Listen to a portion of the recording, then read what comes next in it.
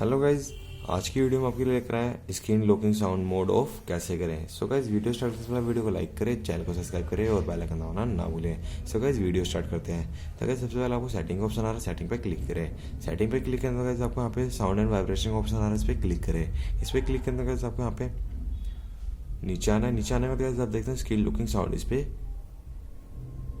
Click कर दीजिए। तो गाइज हमारा screen locking sound mode of हो चुका। सो गाइस वीडियो अच्छी लगी तो वीडियो को लाइक करें, चैनल को सब्सक्राइब करें और बेल आइकन दबाना ना भूलें।